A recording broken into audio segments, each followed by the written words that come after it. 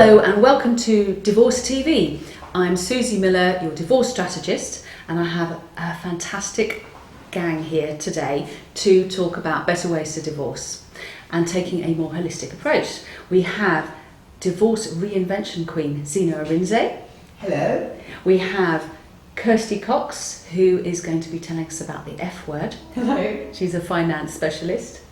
We have Liz Hancock, who helps people heal through emotional freedom technique. You'll hear more about that later. We have Mihaela Berciu, who works in conflict resolution, and Anneth, Bryan, who is part of the restorative justice, which I'm looking forward to hearing more about later. Hello. So to start with, I wanted to talk about Christmas Day. On Christmas Day in the UK, apparently 13 people filed for divorce online. So my question is, what is the best time to divorce?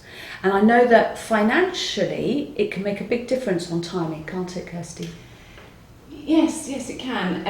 And I guess there never is a good time, of course. And it can certainly make a difference with your finances from a tax point of view. There will be some timings which are better here in the UK than there are overseas, and there's been some quite high profile news recently of somebody divorcing who's quite wealthy. So it all rolls back to having a plan and really thinking about the holistic picture and the planning that's attached to that, and taking control of all elements of that, and whether that's kind of for now or in the future, and looking at those assets and what that plan is really made up of. So things like capital gains tax, for example, there's issues around when someone leaves the house, where their tax year ends and begins, the transferring of funds. So these are things that they basically need to get financial advice when you're starting to even begin to think about divorce. Without question. And take control of that situation, and don't be afraid to have that conversation with a professional specialist. Absolutely. And not putting down lawyers who have a certain amount of financial knowledge. Would you say that if you want to talk about the finances, it's a good idea to actually speak to a financial expert? Yes. Yes, without question. And I have a scenario very recently where a client, she had a settlement, it worked very well for the short term, but actually roll on 5 years, she's now having to downsize for the second time. So speak to a financial advisor, have a conversation with somebody who will take you on that holistic journey and work with you to build that plan. And it can be a very comforting, friendly conversation. It doesn't need to be a conversation that you need to feel intimidated by. It's just having a very open and frank conversation with somebody who can help and guide you to not only help you frame that for the now, but for the next 5 years and for the next 10 years, and considering what might happen with children, careers, businesses. So it's just taking that entire approach to your journey and build a plan with somebody who can support you in that. And with timings for divorce, some people think, you should wait till the children go to university. That's often a common thing, and I've read that's apparently the worst time you can divorce, especially if the children have no idea there was anything wrong.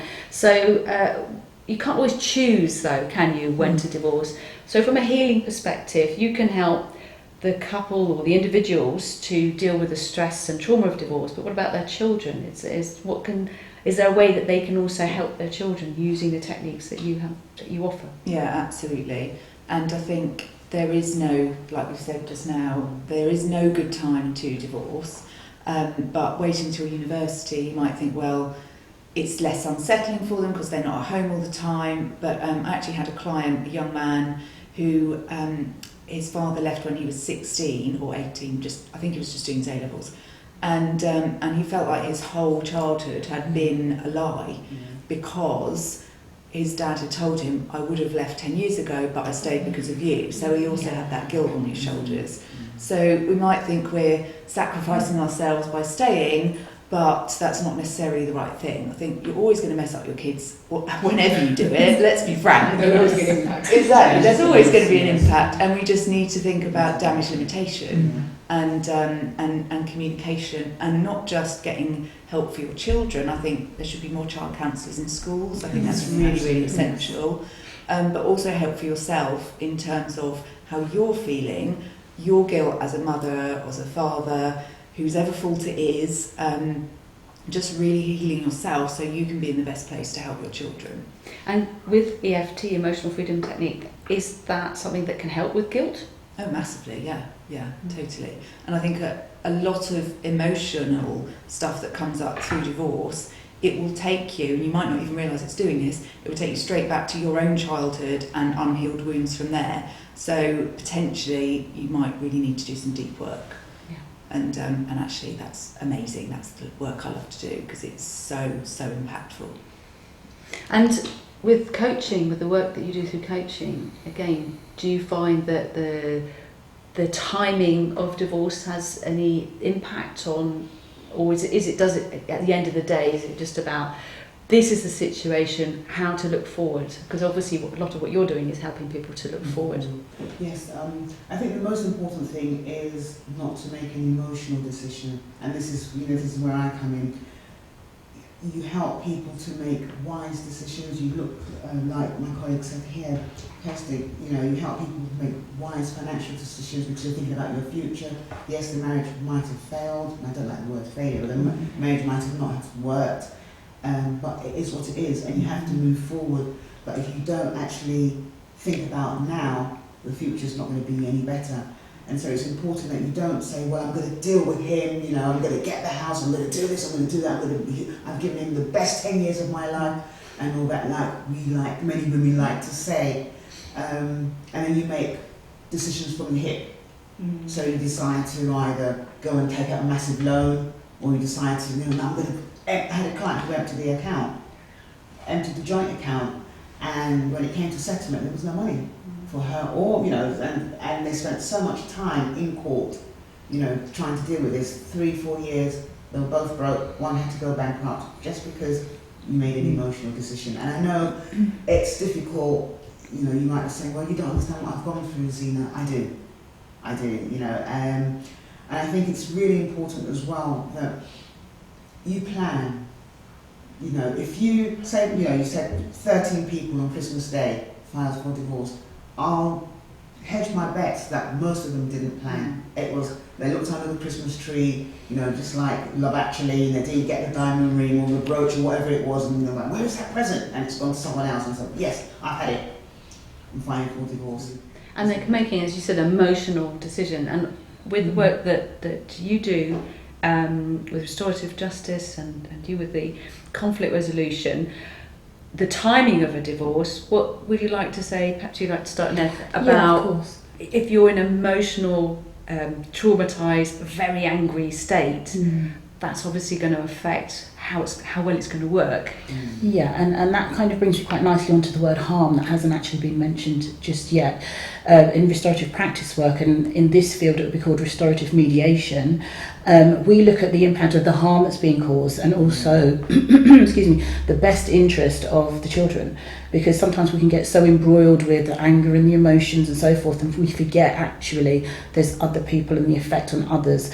So as everybody else has already said, it is about the future. It is about helping people to cope with what's happening for them right now, to come together and have a real candid conversation in a facilitated way about the things that they can do now, the things that perhaps they might need to put off until later, and actually looking at beyond themselves. So it's the effect on the whole family rather than just for them and what's going on at the moment. But also the outcome of restorative practice is about looking at a positive way forward, whereas most divorces will end in very bitter senses, but we try to support people to end it in a positive way so that both people can move on for their futures.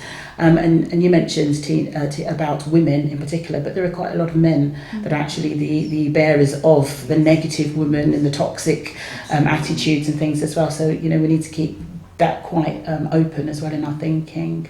Yeah, absolutely. Yeah. And Mihaela, in your experience with conflict resolution, what would you like to share with us on the timing issue? Well, I think the whole problem with relationships and, when they come to an end, it's all about expectations.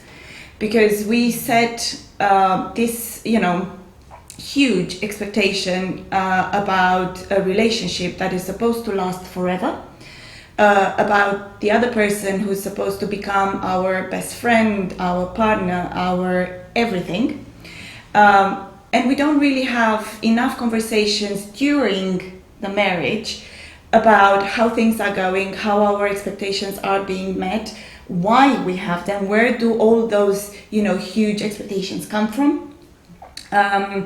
We also have, the family and friends around us who tend to unload their failed expectations on us, who tend to point out mostly the negative things about the other one, and also is the fact that we too carry our own faults. When we finally decide there is no way of saving this relationship anymore, but even then, if we take the time, man or woman, doesn't matter, to understand, okay, so it's coming to an end. What are my expectations? How I would like this to go forward? And don't forget, at one point you actually loved the other one, so trying to remember the beginning of the journey, it actually helps the end of it. Mostly, if there is one advice I give my clients is don't listen to anyone and don't talk to anyone about what you're going through, because all they'll do is, fuel negativity and fuel your anger. Transferring it onto someone else, it's exactly like using gasoline, to set it on a fire. So, it's with patience, with calm, and with the right expectations, which of course takes into account planning, it takes healing, it takes everything. But with doing the right steps and maintaining that calmness and that clear vision of what you want to get out of it, without the negativity in get, because it's not about getting the other one, it's about making it, you actually end up with a lot more completeness that will not burden you later on and will not affect your mental health. So taking a holistic approach, working with a range of professionals, is putting in a fantastic foundation long term, isn't it? Not just for co-parenting, but for your own life. Yeah. And it ends up being less expensive than it would be, which lots of people fear that, I don't want to pay all these people, but it's actually gonna cost you less and gain you more if you speak to those who are not emotionally involved, because that's the key. Anyone at this table working with someone going through a divorce, we have zero emotional implications, so we can see things clearly, and we can be, the bumper between you lashing out and you staying composed and focused. And what's interesting is around this table now on Divorce TV, we do not have a single divorce mediator and we do not have a single family lawyer, which means two things to me. One is, as we've been saying, a holistic approach is really important, and part of our mission is to educate people who are going through divorce to not just think, I need to talk to a mediator or a lawyer. As important as those roles are, there's more and other useful people that you should engage with, because it will save you money, it will save you stress, and ultimately will give you a much better foundation for your co-parenting relationship going forwards. But the other point I'd like to make is there's plenty of mediators and lawyers who speak to me face to face about how they believe that the family law system needs a bit of work, a bit of a revolution really, but they tend not to speak out. We have exceptions like Berciu and Hickey, who was on this show not long ago, and she's very happy to, as a collaborative lawyer, to express the failings of the family law system and the kind of things that could make things better going forwards. But there's just too few of other people in that profession who are doing the same. So I do invite mediators and lawyers who are watching this programme to come on, because most of the interviews I've got lined up with lawyers are American, so we don't want them getting ahead of us on this. So come and join us and be part of this conversation. But talking about that holistic approach, we've got I want to talk about a little bit about Mediation Week, which happened towards the end of January. And that's a great thing, a whole week dedicated to raising awareness about mediation. But as we've been discussing here, there's perhaps a little bit of work people need to do to prepare themselves for mediation and any form of dispute resolution, to be ready to access it in the best possible way. So just briefly, I'd like to ask everyone what it is that you do that specifically helps people access mediation, collaborative law, any form of dispute resolution more successfully than they would if they just wandered up and didn't do any kind of preparation at all. So Zina, perhaps just briefly. And the kind of thing that I do is I work with my clients and, saying, what do you want? I like what you mentioned earlier on about expectations. What do you want? And we have that conversation. Well, I want this, I want that. Well, let's talk about what you really want, not what you want angrily. And, give us some advice on that. So, well, if you want the house, or if you want the children, or if you want, a co-parenting relationship, oh yeah, but I only want him to have the children. No. It has to be something where you meet midway. So have that conversation now, so that you don't end up going to the mediator and the relationship falls down before you even start. I have had situations where both parties have gone to the mediator. One particular client asked her partner, so you haven't been a very good dad. What do you think about that? And obviously everything fell apart. So it's about having that conversation and saying, don't be blamed. The marriage has failed. Don't blame your partner and say, you've done this, you've done. Let's look at a way that we can do this together for the benefit of the children or for the benefit of our property, asset, whatever. Ask them to have a pro forma and ask them some questions, so what are your expectations? Okay, what do you think is reasonable?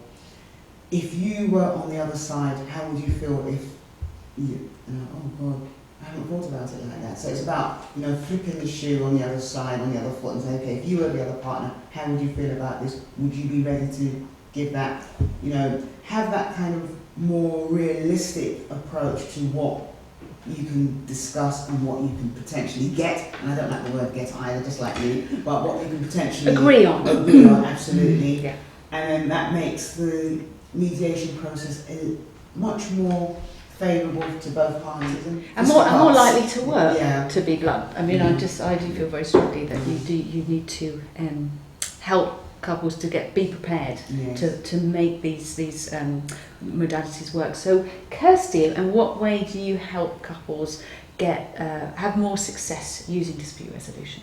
So exactly that, and the key thing I think around the table is it's taking control. Unfortunately, it's not going to change, so you have to embrace it. So let's look at the short term, the medium, and then the long term. So take control of that situation, but also think about timing. So think about the timing when you engage the professionals. So don't burn through your free solicitor session. Go after having a conversation with somebody like me or one of my colleagues around the table. So it's take control, it's timing, and if I had a wish list, I'd like to be a little pixie that visits everybody when they get together before they get married, to then have a conversation around, okay, so it's great now, and then what happens when children come along? What happens when you buy a home? And then what happens if 10 years down the line, perhaps you're not together, or perhaps somebody's working overseas? So what does that plan look like then? So I'd like to have more people speaking about what's the plan B if it doesn't work out, because it's very rosy and wonderful now, but let's just talk about if it didn't, who would have what, how would that work out, how would we deal with that between us?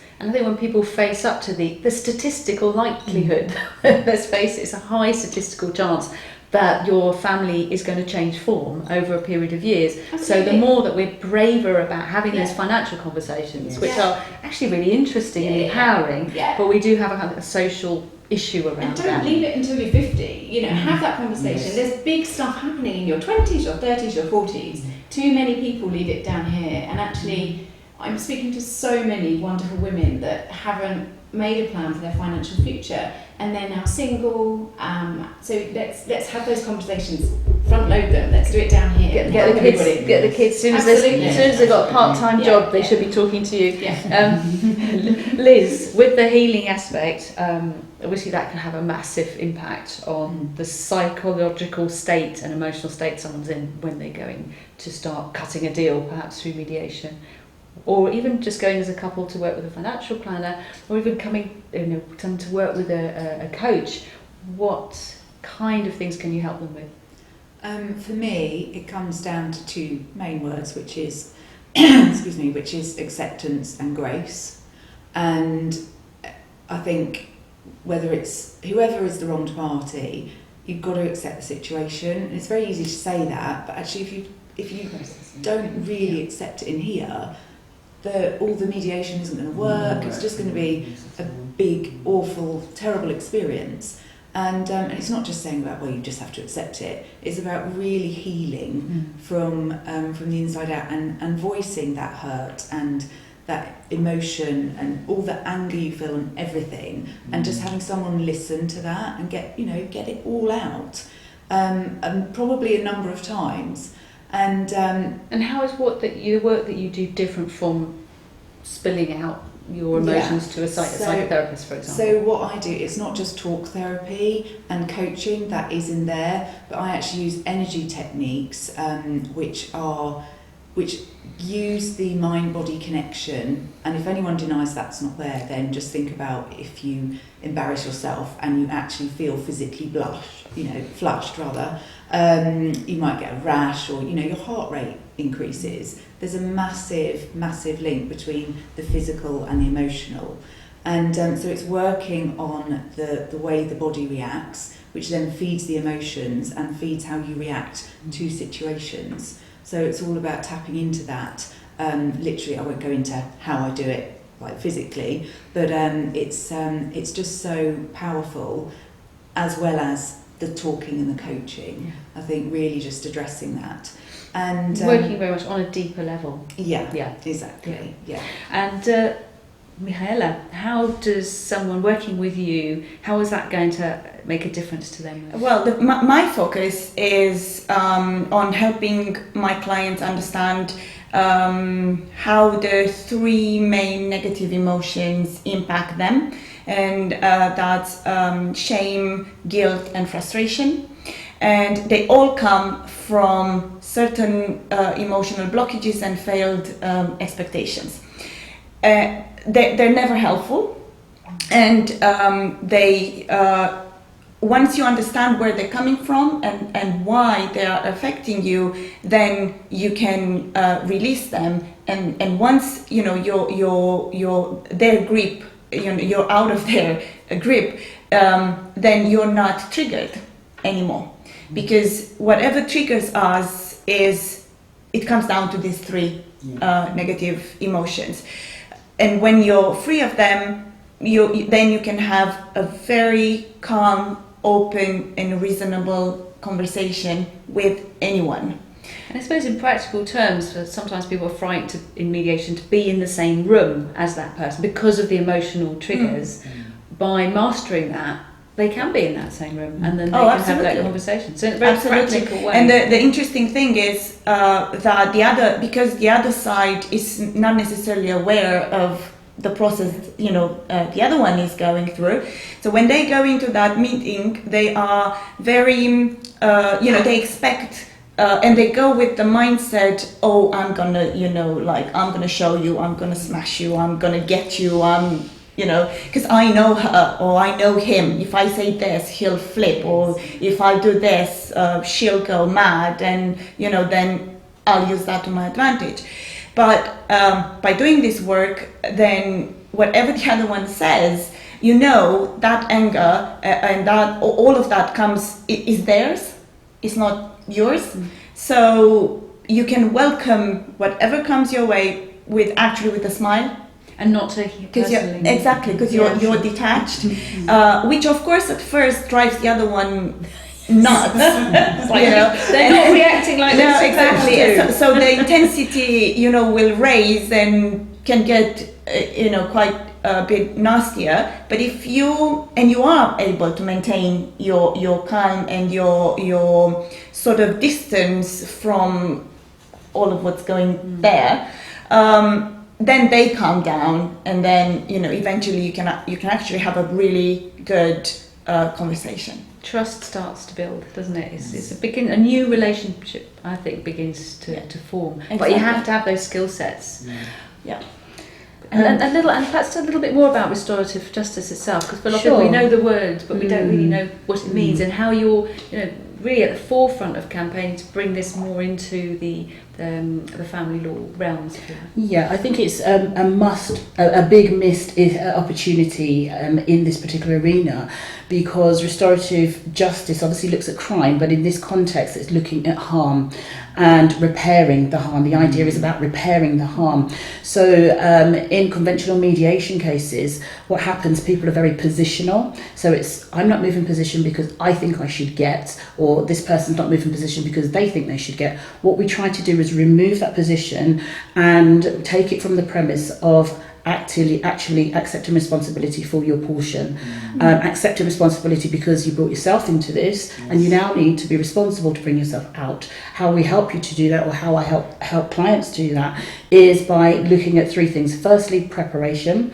You talked about them being very angry, they've got all this emotion and lots of trauma and so forth going on, especially if there's a lot to lose within a marriage. So we take that away and we say, actually, let's look at the impact.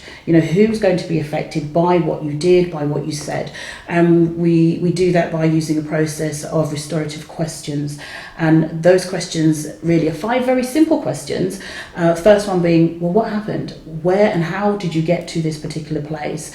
And it's supporting that person through preparation to take them right back to that very beginning point, to be candid, to address it and actually take responsibility for their part. So that takes some time to actually get them there. And can I ask, with because we've spoken in the past about this, that there are many situations with mediation it can't happen. We can't have the mediation because you've only got one person who's ready, and the mediator can't reach out and go and talk to the ex or to be ex, because that's not their role. They're completely impartial. They're kind of waiting for when you arrive in the room. There's very little they can do apart from have a helpful conversation.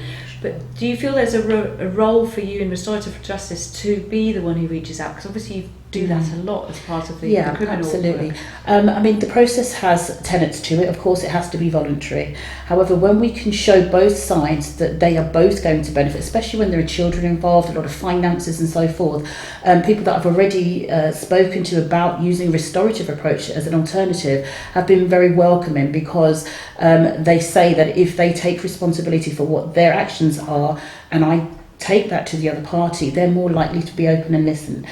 So it works, it does work, but people need to see it being more used in this particular arena. And also for fathers who tragically are not able to spend time with their children, who've become weapons of this war, do you feel there's a role there as well? Absolutely. I'm dealing with a case at the moment where it's the father who's being ostracised and not being able to see his children. The ex-wife is holding on to items, and it's been long-standing for about 4 years. So we've gone down the conventional route, gone through the court process, got the police involved. It's not working. She's very positional and she purposely wishes to cause harm. So my role is to try to engage with her to see what she's doing is not only damaging to herself, firstly, because obviously she's holding that position, it's causing her a lot of internal damage, but equally it's how do you want your children to see and view you, and how the relationship was very strong previously. What's the future long-term implications of your actions? So that's what we home in on. We home in on the harm that you're causing, not only to yourself, but to others who are being impacted, which are the children, the friends and family around you. And then we talk about, well, what do you really want this to look like going forward? Do you want to continue to be seen as, the bad one, so to speak? Or would you like to change that? Would you like to change it? And through the process of, restorative approaches, it is about how to help people cope with what's gone on for them, recover and move on. Fantastic. And to round off, just a couple of horror stories. I was reading about this chap. Please don't do this at home. He was very angry. I shouldn't be laughing because it's horrible. He was very angry that he'd lost the house in the divorce, but presumably it was for the children. But in his mindset, his positioning was that he'd lost this house. So he was very angry about this. So he, before sending the deeds to his now ex-wife, he burnt the house down out of vengeance. And then another story, I think it was in India, there was a gentleman, and obviously it could be the other way around too, but this particular case, the gentleman was very upset about the amount of interim spousal maintenance he had to pay. So he quite legally brought the money to the court, and but he did it in single coins, and there were a lot of them. So he emptied them out in the court, and he was the owner of the bag, so legally he could take the bags away. So his wife has left this massive pile of coins and no way to take it home. So my question is that in a world where I hope that one day we do have a government ministry of peace to oversee the transformation, revolution of the family law system, what way, small or large, would you like to suggest that could make a real difference to reducing the vengeance that seems to become exhibited through the divorce process? I think, one way really is, like you said, to seek peace. There's a fantastic saying in a book that says, seek peace with all men. In all that you do, seek peace, pursue peace. And I know that the more you seek peace in whatever you do, whether it's divorce, whether it's at work, the more you're at peace with yourself. Because quite frankly, when you're going through a divorce and it's very confrontational and you're very angry, what typically happens is that you might, take out anger on the children or on your ex-spouse, but it also affects you. You're kind of hunched. You might not see it, but you're kind of walking about like this. You probably see this in your experience.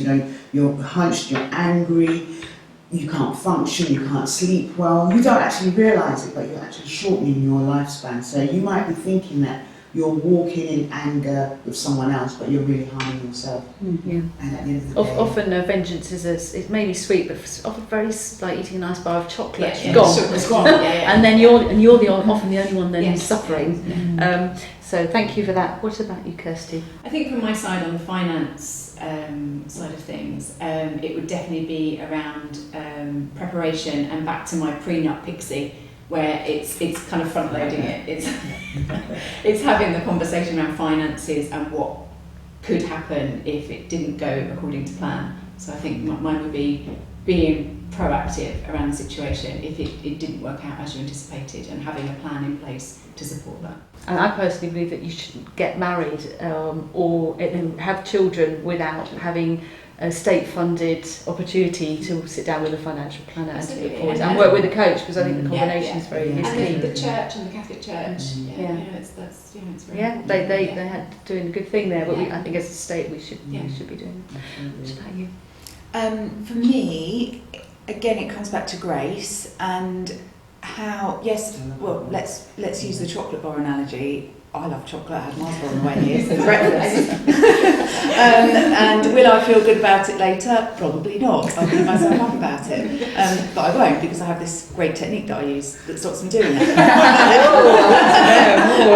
I'll show you all about it later. But I think, yes, it feels good in the moment, and yes, it is good to get your anger out, and you'll probably want to hurl bricks at the person that's, pulled you over the coals. But how do you want to look back? What do you want to look back on, especially if children are involved? My sister-in-law's gone through a divorce, and she's done it so amazingly, and her kids are in awe of her, and as is everyone that knows her. It's just she's just been able to go through it with her head held high, and it actually makes me quite emotional. The children are they've just been cared for so well. And I think anyone that goes through something like that, use her as an example, look back and be able to look back with your head held really high, knowing that you've done the best thing you possibly could in really hard circumstances, but you've done the best that you could. Thank you. And what would you say, if we were going to reform the whole system, what kind of changes would you make that would reduce the likelihood of vengeance playing a role? Well, I would go, good few years back, and I would have programs for younger adults, or ideally teenagers, if possible, to empower them to take responsibility for their decisions. And because in any relationship, it's about making decisions. To the point where I want to go to this restaurant and, I don't like this kind of food, but I know you love it, so I'll go with you. By the end of the day, I'm frustrated. Well, you have decided to go. So there is no place for frustration. So owning, and being empowered to own your own decisions will change the whole course Change of the landscape. Mm. Yeah. Yeah. And likewise, I echo exactly what my colleagues are saying here. For me, it is about teaching early intervention, getting in, getting some parenting in where it's needed, not necessarily when children are hitting social services and things are broken down.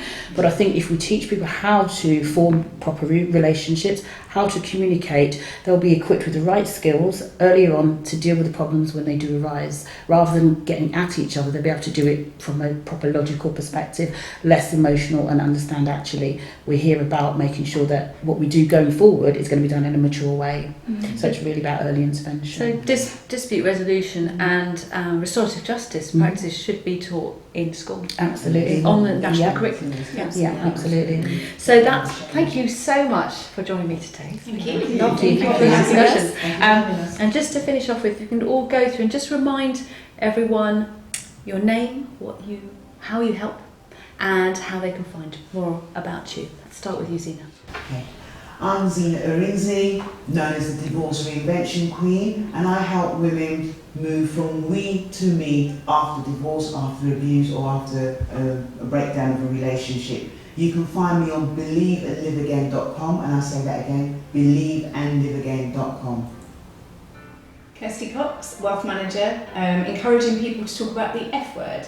You can find me at sjpp.co.uk/Kirsty Cox WM. I'm Liz Hancock. I help people heal through pain, adversity and trauma, and you can find me at tappingforlife.co.uk. I'm Mihaela Berciu. I'm a leadership breakthrough specialist, and I work with people to help them identify and remove the emotional blockages that lead to patterns of behaviors that work against them.